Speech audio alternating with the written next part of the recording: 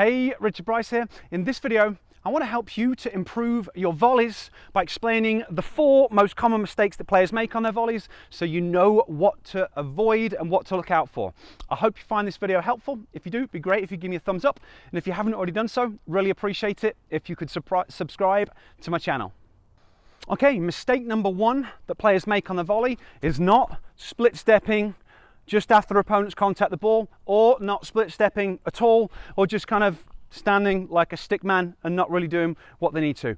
Really important. We have got way less time to react on a volley, so the split step becomes even more important. The idea being that if we land just after our opponents contact it, wherever it comes, we can react. Whatever happens, we've got the elastic stored in our muscles. We land and then we can accelerate off faster to increase our likelihood of getting to the ball. But if you're not split stepping, maybe because your ankles and things aren't strong enough at the moment, you still want to think about getting low and wide and not being a stick man, because it is really hard to be dynamic and get from here to over there, whereas when you're there, a little bit easier. So mistake number 1, we've got to get the split step. We want to get low, we want to get wide so we can push off in any direction. Mistake number 2 is going to be not getting it done with your feet. Now we'll talk about the swing in a moment. That's obviously going to be really important, but we've got that short swing. So a lot of the time we're going to be getting this work done with our feet. So rather than like on a normal ground stroke where we're going to swing through it, on the volley it's more of a punch. So we need to drive through. We'll be loading the outside leg and pushing through, same both sides, pushing through. So that way we can keep our racket in line with the ball for longer, and that's going to increase the likelihood that we can come in. So just kind of driving through with the body. Especially important on those high ones. On the high ones, a lot of players, they kind of reach for it and it goes in the net. So really important that you drive through, and that's going to increase again the chances that you can push through the ball. And it's also why the split step's so important. You know, if you're nice and bouncy, even if you get the timing wrong, just being like that, it's then going to be easier to react and do what you need to do with your feet. So mistake number 2, not getting the work done with your feet. Mistake number 3, swinging too much.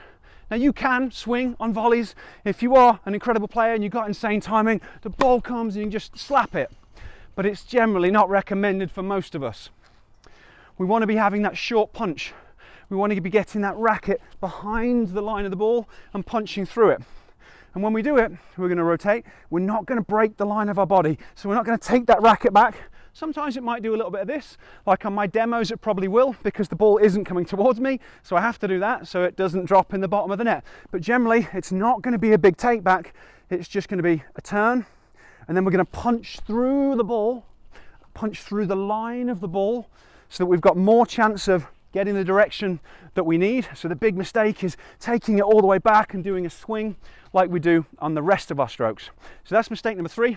Mistake number 4 is going to be not watching the ball and keeping your head still on contact. It's important for every single shot in tennis. I talk about it ad nauseum because it's so crucial. The way that our bodies function, for us to do something consistently, we have to be watching it when we do it. Forehand volleys, backhand volleys, high volleys, low volleys, doesn't matter what volley, you've got to watch the ball onto your strings at contact, keeping your head still, to increase the likelihood of you making the shot. If you're not doing it, we've got to get you doing it. So there are 4 common mistakes.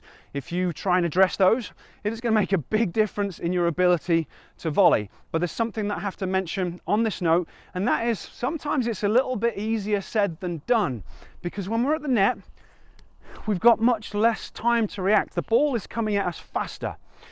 The timing of our split step is based on what we see and how quickly we can process visual information. So we talk about landing just after they've made contact, so then you know where it's going and you can react. Well, if you can't process that information quickly, it's going to be on you and it's going to be really hard to react. Same thing with doing the work with your feet. If the ball is on you, you might not have time to get that work done with the feet. You might not have time to step forwards into it because it's just too close to you before you react.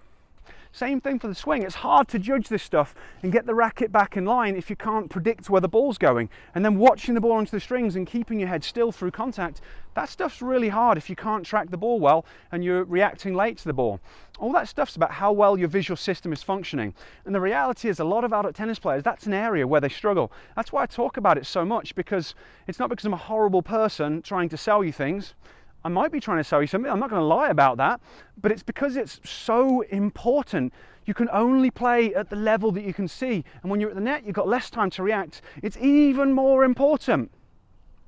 So if this is something you're interested in learning about, I've created a free masterclass that's going to break vision training down in detail, talk about kind of how it works, some of the stuff behind the scenes. But something really cool we're going to do is we're going to go through 3 different vision assessments. These are assessments that I do when I work with players to figure out what's going on. So you can start to find out if in fact this stuff is a problem or not. So if that's interesting to you, I'll leave the link down there, up there. You can check it out if you want to. If you're not interested, no problem. Work on addressing these mistakes. If you've got any questions, ask them. I'll try and get back to you as quick as I can. Otherwise, I'd just love to hear your thoughts. Are you making one of these mistakes? Are you struggling one of these things? What's going on with your volleys? Tell me. That way I can make content to try and help you. Okay, I'll catch you next time.